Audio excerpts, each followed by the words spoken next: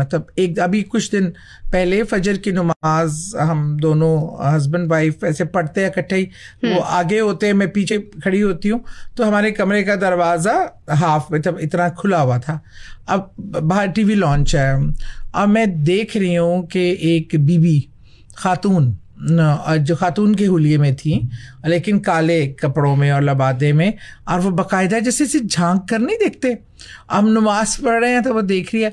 मैंने एक बार नज़र पड़ी क्योंकि मैं ऐसे खड़ी हूँ तो मेरे बिल्कुल सामने नज़र आ रहा है, 2 बार मैंने देखा, तीसरी बार अच्छा फिर मैं नमाज़ पढ़ती रही अपना, मैंने कहा अब तो ये खड़ी है क्या हो सकता है, लेकिन उसके बाद फिर मैंने मुखातिब करके कहा कि देखो हम नमाज़ पढ़ रहे हैं, अल्लाह का जिक्र व अस्कार है, अगर इबादत करना चाहती हो तो शामिल हो जाओ, वरना डिस्ट्रैक्ट ना किया करो।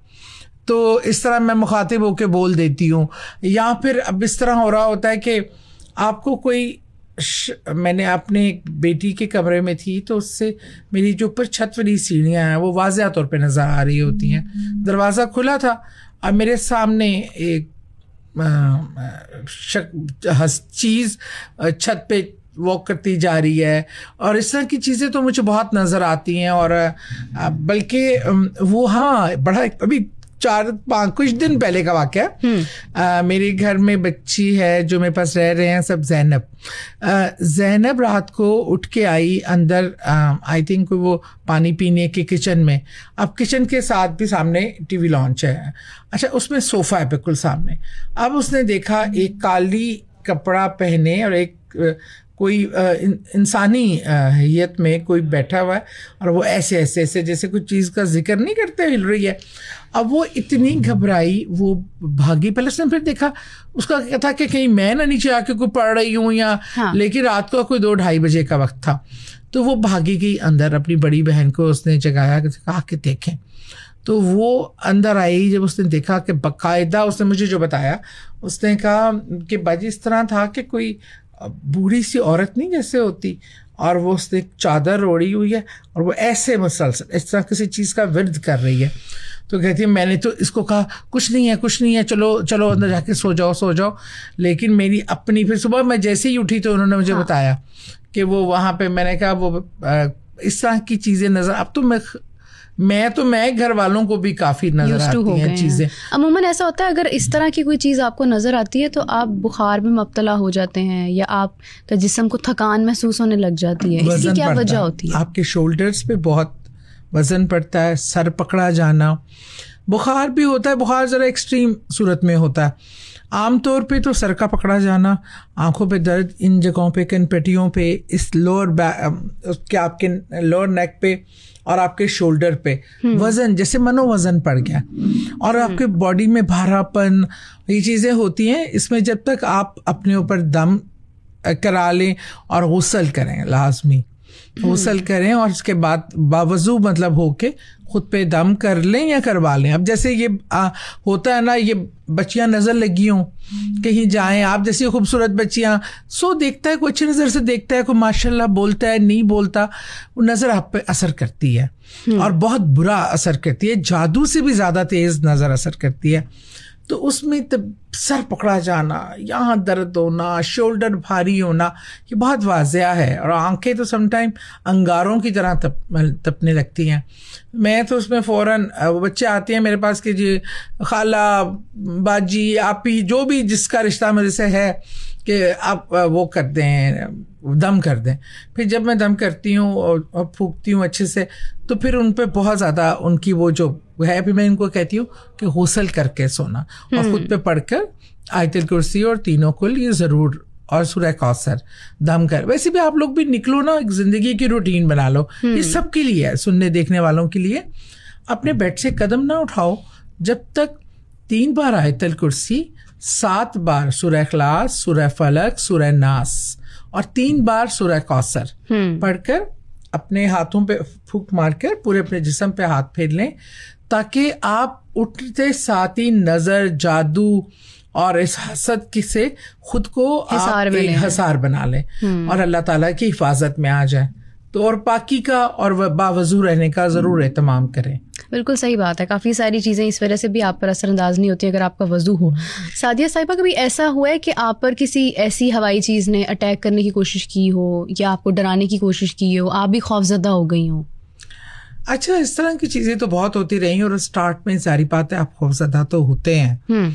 ह्यूमन साइकी है, जिस चीज़ को आपको एक ना नज़र आने वाली चीज़ आपको नज़र आ रही हो, अननेचुरल हो, वो आपको खौफजदा करती है। ऐसा बेशुमार। एक दो पहली बार जो मुझे पता चला, जब मैं छोटी थी काफ़ी, मैंने ना एक ऐसी औरत ही देखी थी चोगे में, बड़े बालों वाली, और अजीब सी चीज़ थी।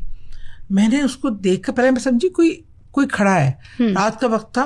मैंने उसको आवाज़ दी तो कहते हैं उसने ना इस तरह पलट के देखा तो बहुत खौफनाक उसका चेहरा था, और मैं जैसे डर के पलटी हूँ ना, तो मेरी कमर पे उसने से थप्पड़ मारा बहुत ज़ोर से।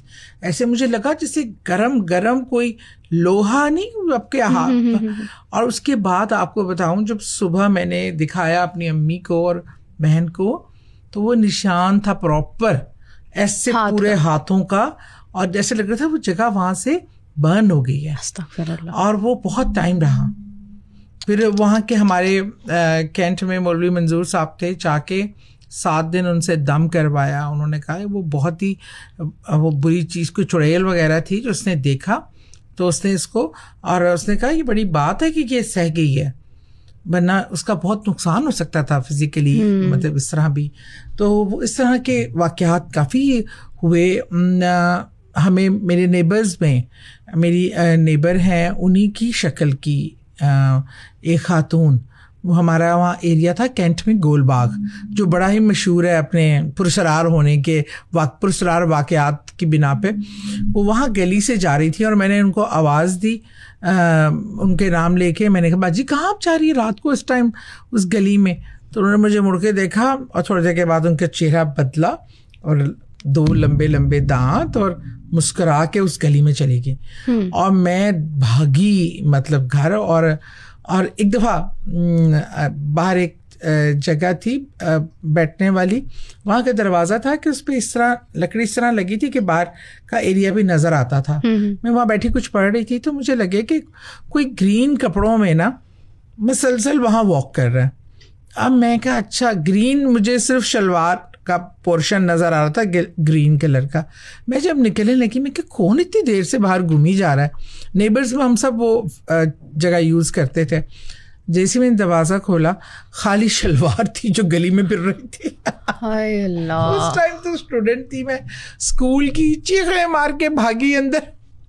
स्टार्ट में इस तरह के वाक़यात बहुत अफेक्ट करते थे आपकी सेहत को, आपकी मेंटल लेवल आपका बहुत आप बहुत ज़्यादा डर जाते हैं।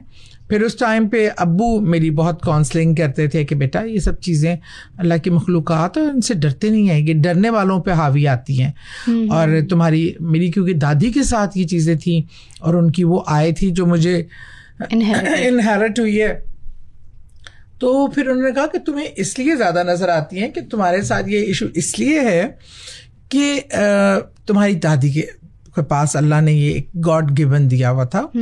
और वो अब मेरे अब्बू के पास भी चीज़ें थी, लेकिन उस लेवल पे नहीं थी जिस तरह देखने दिखाने वाली चीज़ें। यहाँ थी भी तो अब्बू ने कभी हमें बहुत ज़्यादा बताया नहीं, लेकिन दादी के साथ ये चीज़ें वाक़यात बेशुमार थे। तो वो फिर मुझे उन्होंने कहा कि मुझे पता है कि मेरे एक बच्चे पे आना ही था, ये ट्रांसफ़र होना था, और वो तुम हो, तो इसलिए तुमने तो ये चीज़ें सारी ज़िंदगी देखनी है। सो तुम्हें डरना नहीं है। अल्लाह ने इंसान को सबसे ज़्यादा ताकतवर बनाया है अपनी सारी मखलूक़ों में। वो ख़तर से ख़तरनाक जानवर को भी ज़ेर कर लेता है, जिन्नात, इन सब से फ़ाइट करने की ताकत अल्लाह ने इंसान को दी है, अशरफुल मखलूक़ात बनाया। और दूसरा ये कि हमेशा अल्लाह के कलाम से इसका सहारा लेना। वो पढ़ के दम करते थे, फिर सिखाते थे कि बेटा ऐसी प्रोटेक्शन सिर्फ अल्लाह के नाम से करनी है, और डरोगी नहीं, आगे खड़ी रहोगी तो किसी चीज़ की कोई मिजाल नहीं है कि तुम्हें नुकसान दे सके, जब तक अल्लाह ना चाहे। देखें, ये तो एक ऐसी चीज़ है जिसको आप कंट्रोल भी नहीं कर सकते हैं। अगर आपके साथ बाय बर्थ चल रही है तो डेफिनेटली इसके साथ कैरी करना बहुत मुश्किल चीज़ है। अच्छा, आप जिस तरह अभी इंटरव्यू में मेरे साथ आप कर रही हैं, मुझे खुद भी खौफ आ रहा है कि मतलब इर्द गिर्द ऐसे आप एकदम से अगर आपने कहना शुरू कर दिया कि बैठ जाओ, ना तंग करो, तो मैंने तो दौड़ जाना है यहाँ से। लेकिन कभी ऐसा हुआ है कि आप कहीं पर इंटरव्यू देने के लिए गई हो और वहाँ पर दौरान गुफ्तगू आपको कोई ऐसी चीज़ महसूस हुई हो और आपने उसको टोका हो? इंटरेस्टिंगली दो ऐसी जगहों पे, काफ़ी जगहों पे भी होती हैं चीज़ें, लेकिन दो अभी नज़दीक नियर फ्यूचर के वाक़यात सुना देती हूँ। एक बार मैं सुनो टीवी पे मेरा पॉडकास्ट चल रहा था, उस पे मैं रिकॉर्डिंग कर रही थी। उस पे जो बैक स्टेज थी ना, उन्होंने एक डिवाइड करके उसकी बैक स्टेज, वहाँ पे मुझे एक चीज़ की प्रेजेंस बहुत दिनों से महसूस हो रही थी।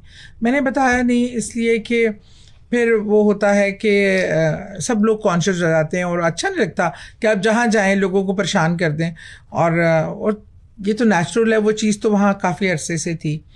एक दफ़ा ड्यूरिंग मुझे हाँ पॉडकास्ट थी, वो इतना शदीद उस चीज़ ने मेरे शोल्डर्स पे अटैक किया, और वो रिकॉर्डिंग भी शायद उनके पास होगी कि मैंने ऐसे लगा कि पूरी दुनिया घूम गई है। मैंने उनको कहा रोको, मुझे उन्होंने कहा अच्छा वो रिकॉर्ड किए जा रहे हैं, उन्हें समझ नहीं आ रहा था कि ये क्या हो रहा है। फिर एकदम उन्होंने कहा कि रोके, और फिर मुझे देखा, काफ़ी देर लगी मुझे संभलने में, क्योंकि वो मुझे पर ऐसा अटैक हुआ। तो मैं बिल्कुल, क्योंकि उस तरफ मतवज्जा नहीं थी, कोई प्रोटेक्शन मेरे ख्याल में कम थी या क्या था, और मेरे पर जो पूरी दुनिया ऐसे जैसे उठा के नहीं कोई मारता, इस तरह हुआ था। और वो उसमें काफ़ी सब डर गए थे, काफ़ी देर तक एक परेशानी का रहा था आलम। बहरहाल एक वो हुआ था, और एक इरफान असगर के साथ मेरा पॉडकास्ट था। इरफान ने ही मुझे पिक किया और हमने पॉडकास्ट किया। हम वापस आ रहे थे तो इरफान ने मुझे बताया नहीं, लेकिन उसको ना हैवी फीलिंग हो रही थी बहुत ज़्यादा। जब वो अपने घर गया ना और काउच पे जाके बैठा अपने टीवी उस पे, थोड़ी सी देर के बाद उठ के उसकी बेगम उस जगह के बैठी ना, तो उसकी तबीयत एकदम बहुत ख़राब हो गई। अच्छा। मुझे कहती है अच्छा उसकी बेगम माशाल्लाह बहुत ज़्यादा पढ़ने वाली, बहुत अच्छी बच्ची है, और उसको फील हुआ कि कोई किताब साथ कोई चीज़ लाए हैं। जो मेरे साथ चीज़ें होती हैं, चीज़ें लग जाती हैं, या वो इस गुफ्तगू के दौरान कोई ऐसी चीज़ हुई जो मेरे से, जब मैं उतरी हूँ तो वो उसके साथ ही रह गई, और फिर काफ़ी उसकी तबीयत, उसकी बेगम की भी तबीयत काफ़ी ख़राब हुई थी, और इसका भारीपन भी इसको काफ़ी दिन रहा था। फिर मैंने उसको कहा जो है ना वो कुछ पढ़ के जाना है प्लीज़, क्योंकि मैं अफोर्ड नहीं कर सकती बिल्कुल। अच्छा, आपको पता है अक्सर ऐसा होता है कि हमारे घर पे, मेरे साथ यानी इस तरह से हुआ है कि मैं अगर घर पर रात के वक्त, फॉर एग्जाम्पल आपको पता है हम लेट सोते हैं, तो इस तरह से होता था कि मुझे ऐसा लगता था छत पर कोई भाग रहा है, और कोई भी नहीं भाग रहा होता था, मतलब बच्चे सब सो गए हैं। फिर ऐसे लगता था लोहे की कोई चीज़ घसीट रहा है छत पर, ऐसी आवाज़ें, कोई चीज़ घसीटने की, और ये नॉर्मली ऐसा होता था। तो फिर हमारे लिए तो नॉर्मल हो गया हुआ था, यूज्ड टू हो गए थे हम इस चीज़ के। इसकी क्या वजह होती है? अच्छा, मेरी भी छत के घर के आपने बहुत वाक़यात सुने होंगे। अच्छा, छत पे ना ये वाक़यात आप वाहिद नहीं हैं, मेरे ख्याल में कोई हर चौथा इंसान मुझे ये बात बता रहा होता है। छत हमारी ऐसी घर का हिस्सा होता है जो इतना आबाद नहीं होता, हम लोग इतना ज़्यादा नहीं जाते, और अक्सर लाइट भी नहीं कोई इतनी रेगुलर जलती। उनको थोड़ा पुरसुकून एरिया चाहिए होता है जहाँ इंसानी मुदाखलत कम हो, तो वो गुजरते आते जाते भी वो चीज़ें वहाँ क़याम कर जाती हैं। और हमेशा जब ज़रा सुकून हो जाएगा घर में, खामोशी और तमाम चीज़ें हो जाती हैं, तो ये अपनी एक्टिविटी इनकी शुरू हो जाती है। और आपको सुनाई दिन के टाइम अगर शायद वो कर भी रहे हों तो आपको ऐसा सुनाई नहीं देगी, क्योंकि 10 चीज़ें हो रही होती हैं। रात में ज़्यादा महसूस होती है खामोशी की वजह से, और रात में ही ज़्यादा एक्टिव भी होते हैं। दिन में तो ये रोशनी को इतना पसंद नहीं करते, छुपते हैं ऐसी जगहों पे कि जहाँ ज़रा अंधेरा हो, यहाँ लाइट ना जलती हो। इसलिए हुक्म है कि मगरिब के टाइम पूरे घर को रोशन दिया जलाएं, एक जगह को, किसी भी किनारे घर के कोने को आप अंधेरे में ना रखें कि वो मगरिब के टाइम वहाँ रोशनी ना हो। छतों पे ये अक्सर चीज़ें, और ये यही होता है। इसके अलावा कोई दूसरा, आप जाके आवाज़ हो रही हो, एक शख्स की ड्यूटी लगाते हैं, वो छत पे देखेगा, उसको कुछ नज़र नहीं आएगा, लेकिन आपको वाज़िया सबको आवाज़ें आ रही होंगी। तो ये इनकी एक्टिविटी होती है, और उनका फेवरेट जगह छत है घर की। या तो कोई बेसमेंट हो या छत हो, ये इनकी फेवरेट जगह है। बाज़ औक़ात ऐसा भी होता है कि आपको ऐसे लगता है आपके किसी जानने वाले ने आवाज़ दी है, आपको आपका नाम पुकारा है, जैसे मेरी मदर की आवाज़ में मुझे ऐसे लगेगा मुझे बुलाया, लेकिन वो उन्होंने बुलाया ही नहीं होता, कोई भी नहीं होता वहाँ पर। ये क्या कैफियत होती है? अच्छा, मेरा मज़े की बात यह है कि घर में कई बार मेरी जो हेल्प है, मेरी बच्ची यही है, मुझे कहेगी शमा बाजी आपने मुझे आवाज़ दी थी अभी? मैं कहूँगी नहीं। कि बाजी 3 आवाज़ें आई हैं आपकी। अच्छा, कोई बच्चा कहेगा एक दूसरे की आवाज़ें, ये ना आवाज़ें ये देते हैं, ये भी इन्हीं की एक्टिविटी का एक हिस्सा है। लेकिन आपको अगर याद हो, हमें तो हमारे बड़े कहते थे, आप तो खैर बच्चे हो आजकल के, हमें हमारे बड़े कहते थे कि ना आवाज़ पे मुड़ के नहीं देखना, एकदम से मुड़ कर नहीं देखना, पहले कंफर्म कर लो आवाज़ किसी अपने की, घर वाले की है, कोई पीछे मौजूद है। वरना वो ख़ास तौर पे वीरानों में जब आवाज़ पड़ती थी, जब रात के अंधेरे में आवाज़ पड़नी, तो मना करते थे कि क्योंकि एक ये इनका एक ट्रिक होता है कि आवाज़ पे अगर आप पलटें तो ये असर अंदाज हो सकते हैं, कोई आप पे अपना इस तरह का अफेक्ट डाल सकते हैं। ये बड़े उस टाइम पता नहीं किस लॉजिक से कहा करते थे, लेकिन मैं समझती हूँ कि ऐसा हो तो आप आयतुल कुर्सी और कुल शरीफ पढ़ के आप देख सकते हैं, कोई ऐसी बात नहीं है। लेकिन हमारे बड़े कहते थे, वो उस जमाने में तो ये भी कॉन्सेप्ट था कि अगर दूसरी आवाज़ पे आप मुड़ के देख लेंगे तो पता नहीं पत्थर के बन जाएगी, ऐसी सी तोहमात भी थी। बहरहाल ऐसी कोई चीज़ नहीं है। हाँ, बच्चों को डराने का मकसद था कि बच्चे इस तरह किसी आवाज़ को फॉलो ना करें। समटाइम पता क्या होता है, वो आपको किसी जगह पे बुलाना भी चाह रहे होते हैं, आप उस आवाज़ को फॉलो करते हुए उस जगह पे पहुंच जाते हैं। अच्छा। वो जगह उनके लिए सूटेबल होती है आपको एक्सेस करने के लिए, आपको परेशान करने के लिए। जिन्नात में भी बहुत एग्जाम है। अब जैसे कोई नेक इबादत गुजार जिन्नात हैं, तो वो इंटरफेयर नहीं करते किसी की लाइफ में जब तक कि उन्हें कोई परेशान ना करे।